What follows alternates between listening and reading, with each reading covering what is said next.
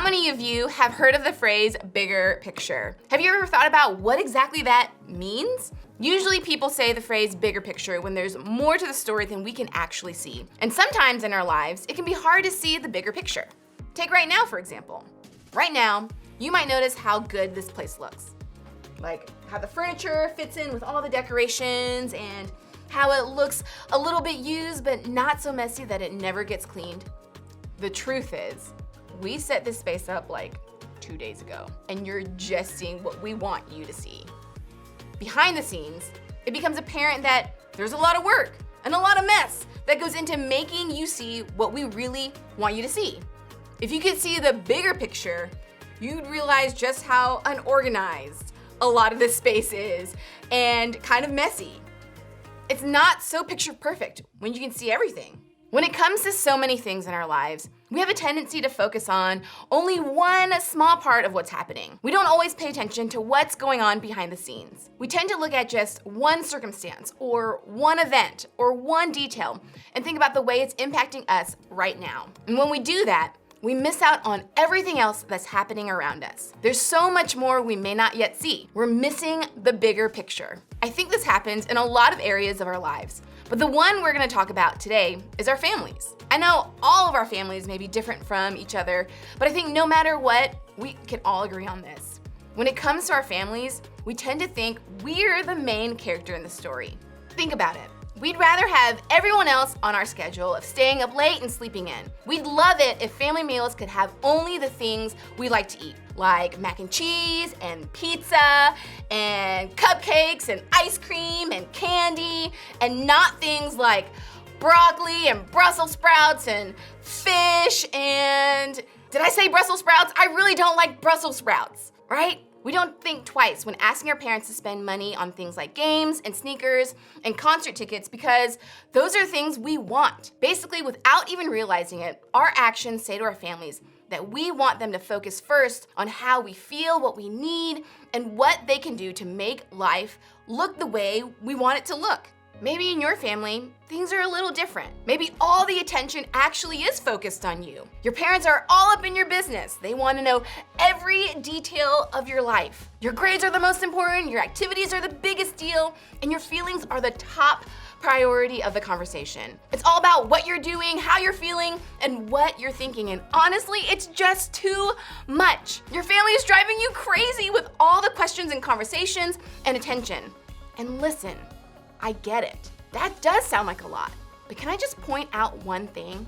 In this case, you too are looking at what's happening in your family in a way that's all about you. You're noticing only how all the attention is impacting you. You're not necessarily thinking about your parents' intentions.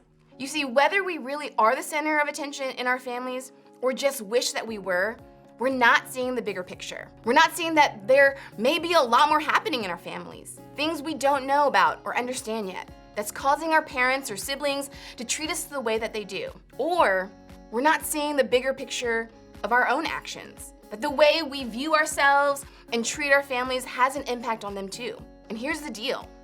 Missing that bigger picture can cause a lot of frustration and hurt within our families. These types of tricky family dynamics have been around for as long as there have been families. In fact, some of the craziest stories in the Bible are about this very topic, and trust me, these family stories are a lot crazier than any of us could even imagine.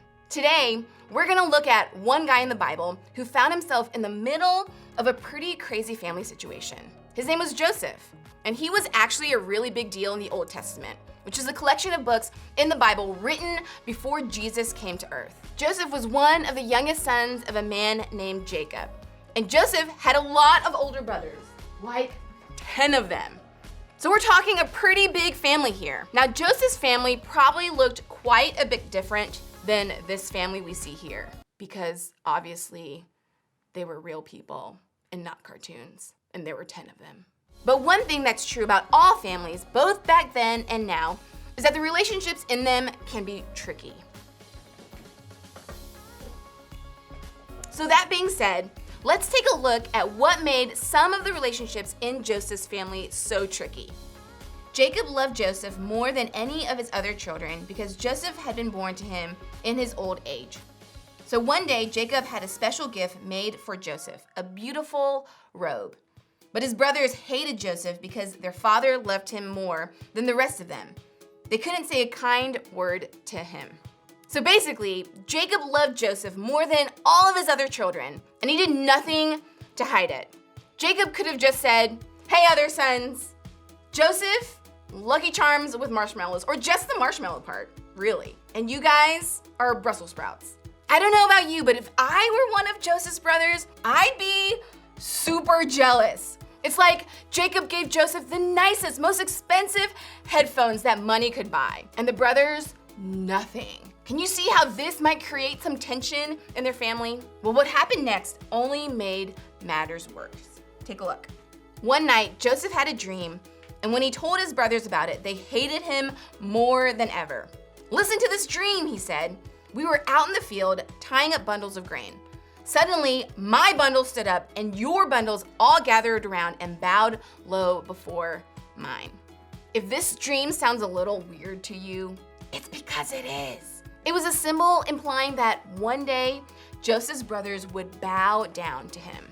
If one of your siblings came to you with a crazy dream, you'd probably just roll your eyes and move on. It's just a dream. But in this culture, dreams were a much bigger deal. They were actually believed to be predictions of the future.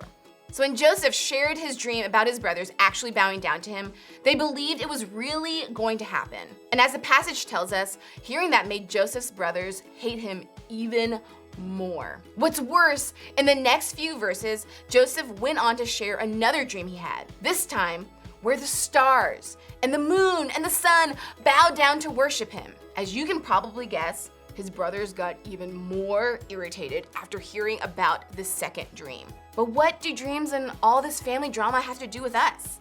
I think what we can learn from this story is this. When we can't see the bigger picture, we should remember the impact we have on our families.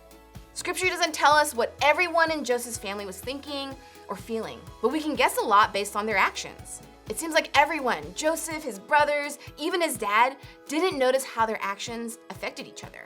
You could say they were missing some major self-awareness, and they definitely didn't see the bigger picture. All that combined caused a lot of conflict. Think about it. Jacob loved his son Joseph so much that he treated him differently than the rest of his brothers. Jacob didn't see the bigger picture, that he was causing a lot of tension and conflict between his sons. And Joseph's brothers weren't aware of the way their strong and harsh responses to Joseph impacted him. They were reacting to the hurt caused by their dad's favoritism of Joseph. But that didn't mean their treatment of Joseph didn't hurt him. Even Joseph struggled in the self-awareness department. He knew his brothers were jealous of the way their father loved and favored him. But still, Joseph came to them with not just one, but two dreams about how great he would be one day. He didn't see the bigger picture of how sharing those things might hurt his brothers even more. Everybody in this story was missing the bigger picture. They weren't paying attention to how they were negatively affecting their other family members. Honestly, I think that's true for a lot of the family tension and stress we experience. Typically, nobody's trying to be self-centered. We're simply trying to make sure that our needs are getting met. We're trying to make sure things go the way we want them to go. We're not trying to hurt anybody else. We're honestly not thinking about anybody else at all. But that's the problem. When we only think about ourselves, we miss the bigger picture. We miss the way our actions impact others. Maybe you feel like everyone else in your family isn't paying attention to how their actions impact you. Maybe your mom lied about something, or your dad left, or one of your siblings has hurt you repeatedly and without consequence. To you, I'd say this. There's more to those stories. The people who hurt you or your family, they usually do that because somebody hurt them. They were reacting out of their own pain. Does that make what they did okay? Absolutely not. And I really encourage you to talk to someone you trust if you're being mistreated or harmed in some way. But it can help us see the bigger picture when it comes to the way we feel about them. Here's the point. When you can't see the bigger picture, remember the impact you have on your family. So many of us are hyper aware of the way our family affects us, but we're rarely aware of how we affect them. That's what happened with Joseph's story. And look how that turned out. Not so great. Everybody was upset. And as you'll see in later weeks, things got worse and worse before they got better. Instead of letting this be the story of our own families, we can flip the way we see what's happening. We can work on becoming more aware of how our words, actions, and behaviors impact our families. When you can't see the bigger picture, remember the impact you have on your family. So what does this actually look like? How do we start seeing the bigger picture when it comes to how our actions impact our families? First, be aware. I think we have to work on developing an accurate view of ourselves. We have to be aware of how our actions impact others. Start by asking yourself, how's the way I'm acting affecting my family? How can I put my family first? What do I need to give up or put aside to serve my family? How can I show up and love my family? What can I do to put my family needs before my own? Paying attention to how our actions affect others is hard. It's not always easy for us to see the way we're impacting other people. If you aren't sure, ask someone close to you for honest help. A small group leader, a parent, a friend, a sibling. Go to someone who knows you well and will speak the truth in love. Ask them to help you see something in yourself that maybe you can't see on your own. Second, take a step. Take one step to change that thing in yourself or to be more aware of the way it impacts others. Then choose a different response. Maybe you always speak harshly to your younger sibling, so you need to practice recognizing and correcting that tone. Maybe you leave your clothes or dishes or school stuff around the house for your parents to clean up, so you need to practice better awareness to pick up after yourself.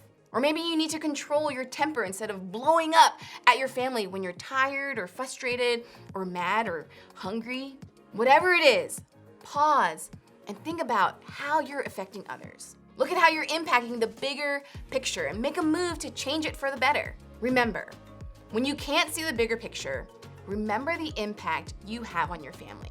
As you head out, I want you to think about this question.